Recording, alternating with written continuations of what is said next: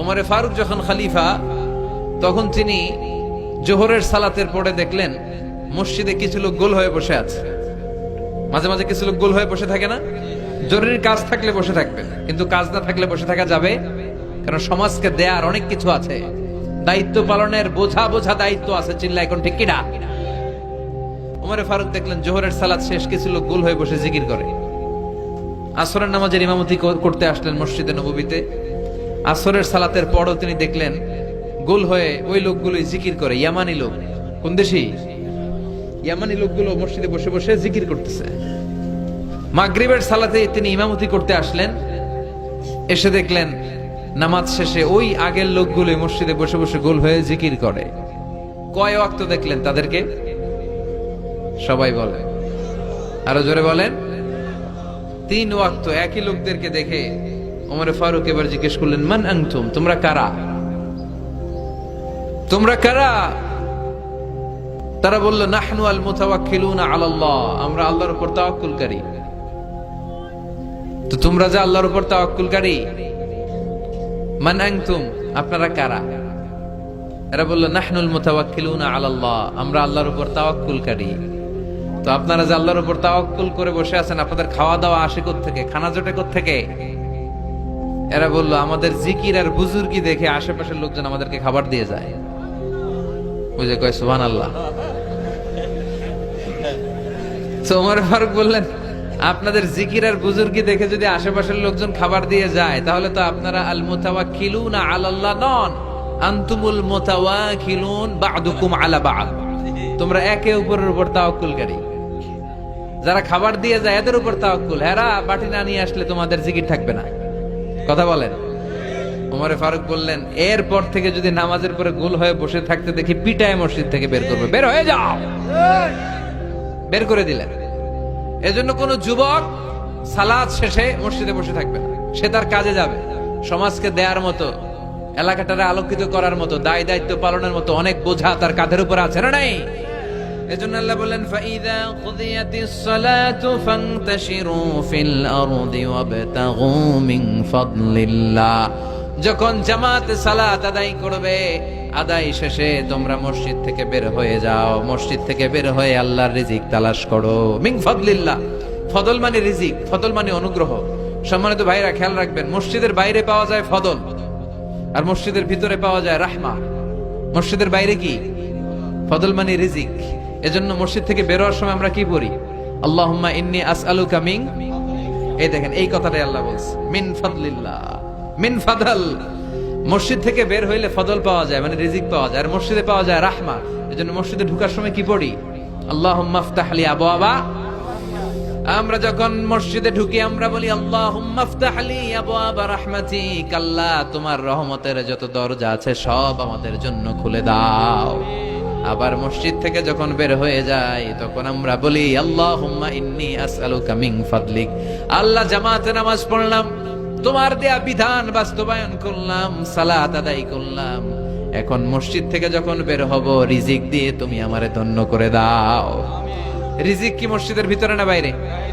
তাহলে নামাজ পড়ার পরে রিজিক তালাশ করতে যেতে হবে মসজিদের বাইরে। চিৎকার করে বলেন ঠিক কিনা? এরপর আল্লাহ বললেন, ওয়া ইযা রাআউ তিজারাতান আও লাহওয়ান ইনফাদ্দু ইলাইহা ওয়া তারাকুকা কাইমা কুল মা ইনদাল্লাহি খায়রুম মিনাল লাহবি ওয়া মিনাত তিজারা ওয়াল্লাহু খায়রুর রাযিকিন। ও নবী, ওরা যখন ব্যবসার কাফেলা দেখে আপনারে রেখে দিয়ে ওরা চলে যায়, ওদেরকে বলেন ওই ব্যবসার চেয়ে আল্লাহর দাম, আল্লাহর মর্যাদা সবচাইতে বেশি। দুনিয়ার কেউ তোমাদের দারিদ্রতা দূর করতে পারবে না, একজন ছাড়া। চিল্লায় বলেন তিনি কে? আমরা ইসলাম ধর্ম গ্রহণ করার কারণে অহংকার বোধ করি, গর্ববোধ করি, আল্লাহ শুকরিয়া করি, ঠিক কিনা? সাইয়েদনা ওমর ফারুক বলতেন, নাহনু কওমুন আ'আজ্জানাল্লাহু বিল ইসলাম, আমরা তো এমন জাতি যেই জাতিকে আল্লাহ তাআলা ইসলাম দিয়ে সম্মানিত করেছে। ফাইন ইবতাগাইনাল ইজ্জাতা বিগাইরিহি আযাল্লানাল্লাহ, ইসলাম রেখে দিয়ে অন্য কোথাও যদি আমরা সম্মান খুঁজি, আমাদেরকে অপদস্থ আর অপমানিত করবে কে? এজন্য ইসলাম আছে যেখানে আমরা আছে। এই জিকিরের অনেক অর্থ। তাহলে আমরা পেলাম জিকির মানে কোরআন, জিকির মানে সালাত, জিকির মানে ওয়াজ, আবার জিকির মানে লা ইলাহা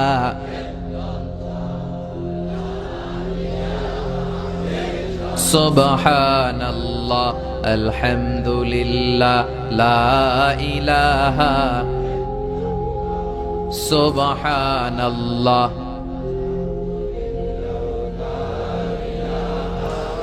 লা ইলাহা ইল্লাল্লাহ, মুহাম্মাদুর রাসূলুল্লাহ সাল্লাল্লাহু আলাইহি ওয়াসাল্লাম। তার মানে জিকির মানে সালাত, জিকির মানে কোরআন, জিকির মানে ওয়াজ, আবার জিকির মানে লা ইলাহা, আফদালুয যিকরি লা ইলাহা ইল্লাল্লাহ। বিষ্ণু বললেন সবচেয়ে শ্রেষ্ঠ জিকির হচ্ছে লা ইলাহা ইল্লাল্লাহ। মান কালা লা ইলাহা ইল্লাল্লাহ মুখলিসান মিন কলবিহি দাখালাল জান্নাহ। ইখলাসের সাথে একবার যদি কেউ লা ইলাহা পড়ে, তার জন্য জান্নাতকে ওয়াজিব করে দিবে কে?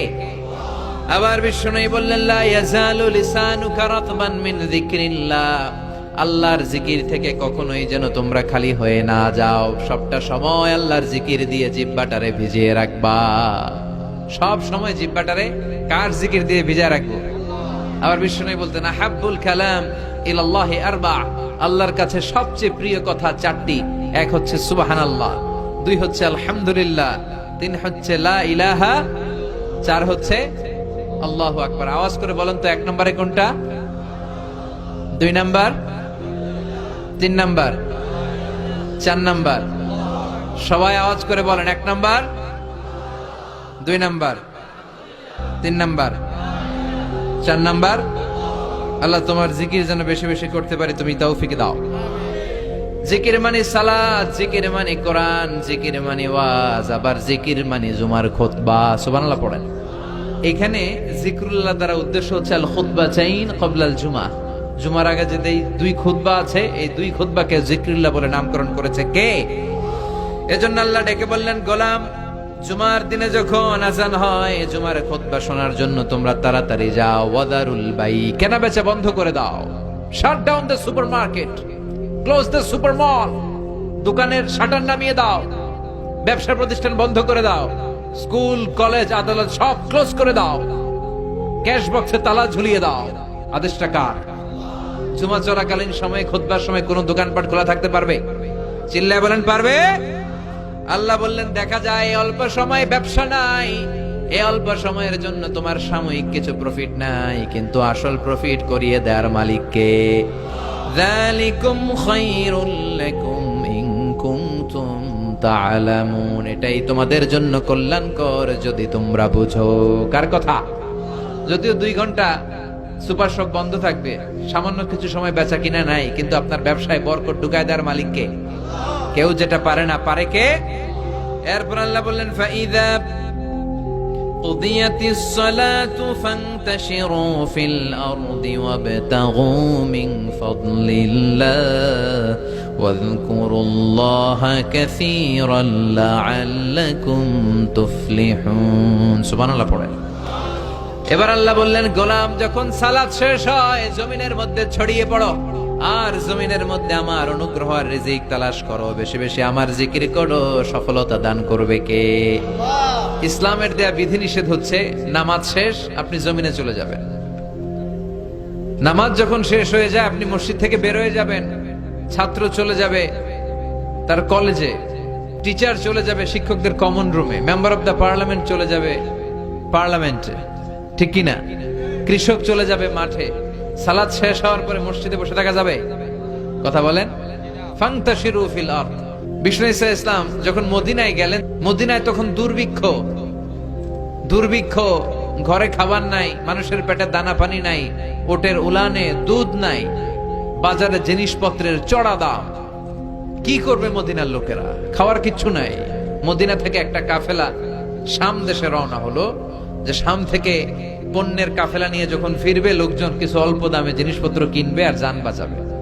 তারা গেল, তারা পণ্য নিয়ে যেই দিন ফিরে আসলো, ওই দিনটা ছিল জুমাবার। কিবার? বিষ্ণু ঈসা ইসলাম তখন জুমার খুতবা দিচ্ছিলেন। তখন জুমার খুতবা এখনকার সময়ের মতো নামাজের আগে ছিল না, ঈদের নামাজের মতো নামাজের পরে ছিল। কখন ছিল? নামাজের পরে। জুমার নামাজ শেষ, সাহাবীরা বিশ্বনবীর খুতবা শুনছে মসজিদে নববীতে বসে বসে। In the mean time Kafela Medina শহরের মধ্যে ঢুকে গেল। কাফেলার দায়িত্বশীলরা তবলা বাজাতে শুরু করলো, ঘন্টা বাজাতে শুরু করলো। তখনকার সময়ে কোনো কাফেলা যখন পণ্য নিয়ে মালামাল নিয়ে কোনো শহরে ঢুকতো, ঢুকেই শহরের মাঝ বরাবর যে তারা তবলার ঘন্টা বাজিয়ে দিত, যাতে করে এলাকার লোকেরা বুঝে কাফেলার পণ্য এসেছে, যার যা লাগবে কিনে আনবে। বিশ্বনবী মসজিদে নববীর মিম্বারে দাঁড়িয়ে জুমার খুতবা দিচ্ছেন। সাহাবারা ওই কাফেলার ঘন্টা বাজানোর ধ্বনি শুনতে পেল, তবলা বাজানোর থামথাম শব্দ শুনতে পেল, আর মনে মনে ভাবলো, হায় হায়, বিশ্বনবীর জুমার খুতবা পুরোটাই শোনার জন্য যদি বসে থাকি, কাফেলার সব মালামাল বিক্রি হয়ে যাবে, সব বিক্রি হয়ে যাবে। আমরা কি কিনবো? এক কাজ করি, নামাজ তো শেষ। কি শেষ? কারণ তখন পর্যন্ত আগে হয়তো জুমার নামাজ, পরে হয়তো খুতবা, ঈদের স্টাইলে। বুঝতে পেরেছেন? তাদের ইস্তেহাদ হলো নামাজ তো শেষ, খুতবাই না বাকি, চল এক কাম করে সবাই মিলে দেই দৌড়, কাফেলার ওইখানে যাই, যার যা পণ্য কিনার পণ্য কিনি, সবাই যদি কিনে ফেলে আমরা কিনবো কি? এই চিন্তা করতে করতে মসজিদের মধ্যে গুনগুনানি শুরু হলো। একজন, দুইজন, তিনজন, চারজন করতে করতে মসজিদে নববী থেকে সব সাহাবারা আসলেই দিল দৌড়। দৌড়াতে দৌড়াতে সব কাফেলার দিকে যেতে যেতে পুরো মসজিদ খালি। বিশ্বনবী কি করতেছেন? জুমার খুতবা দিচ্ছেন মিম্বারে দাঁড়িয়ে। যেতে যেতে তাফসিরে এসেছে 12 জন সাহাবা ছাড়া বাকি সব দৌড়। ওতারাকুকা খাইমা, ও নবী, তারা আপনাকে মিম্বারে দাঁড় করিয়ে রেখে, জুমার খুতবা প্রদান করা অবস্থায় দাঁড় করিয়ে রেখে ওরা চলে যায়। এই দৃশ্যটা আরশের উপর থেকে আল্লাহ দেখে বরদাস্ত করতে পারে নাই, তাই ধমক দিয়ে এই সূরা জুমার এই আয়াত নাজিল করে দিয়েছে। পড়েন সুবহানাল্লাহ। বিশ্বনবীকে জুমার খুতবা প্রদান করা অবস্থায় মিম্বারে দাঁড় করিয়ে রেখে যখন সাহাবারা চলে গেল, 12 জন সাহাবা প্রথম কাতারে বসা, আল্লাহ ডেকে বললেন, ওয়া ইযা রাআউ তিজারাতান আও লাহওয়ান ফাতু ইলাইহা, তারা যখন ব্যবসার কাফেলার আওয়াজ শুনে তারা কাফেলার দিকে দৌড় দেয়। ওয়া তারাকুকা খাইমা, আর আপনারে মিম্বারের উপর দাঁড় করিয়ে রাখে। কুল, নবী আপনি বলে দেন, মা ইনদাল্লাহি খায়রুম মিনাল লাহওয়ি ওয়া মিনাত তিজারা, ও নবী বলে দেন, ওই কাফেলার মধ্যে যা পাওয়া যাবে মসজিদে বসে খুতবা শুনলে তার চাইতেও বেশি বরকত পাওয়া যাবে। ওদেরকে বলে দেন, আল্লাহর কাছে যা আছে ওইটা ওই কাফেলার পণ্যের চাইতে অনেক গুণ শ্রেষ্ঠ, অনেক গুণ দামি, অনেক বেশি বরকতময়। চিল্লায় বলেন ঠিক কিনা? কারণ আল্লাহু খায়রুর রাজিকিন, আল্লাহ হলো আসল রিজিক দাতা। দুনিয়ার বুকে কেউ কাউরে রিজিক দিতে পারে না, রিজিক দেওয়ার মালিক কে? আমাদেরকে খাদ্য দেয় কে? নাকি আমগো খাদ্যমন্ত্রী, প্রধানমন্ত্রী? আমাদেরকে রিজিক দেয় কে? ওতারাকুকা কাইমা, ও নবী আপনারে মিম্বারের মধ্যে দাঁড় করিয়ে রেখে ওরা চলে যায়, এটা আমি বরদাস্ত করলাম না। আমি তাদেরকে ধমক দিয়ে আয়াত নাজিল করে দিলাম। ওদেরকে জানিয়ে দেন, দুনিয়ার এই ভোগের সামগ্রী আর ব্যবসার পণ্য থেকে আল্লাহর কাছে যা আছে ওইটার দাম ঢের কোটি গুণ বেশি।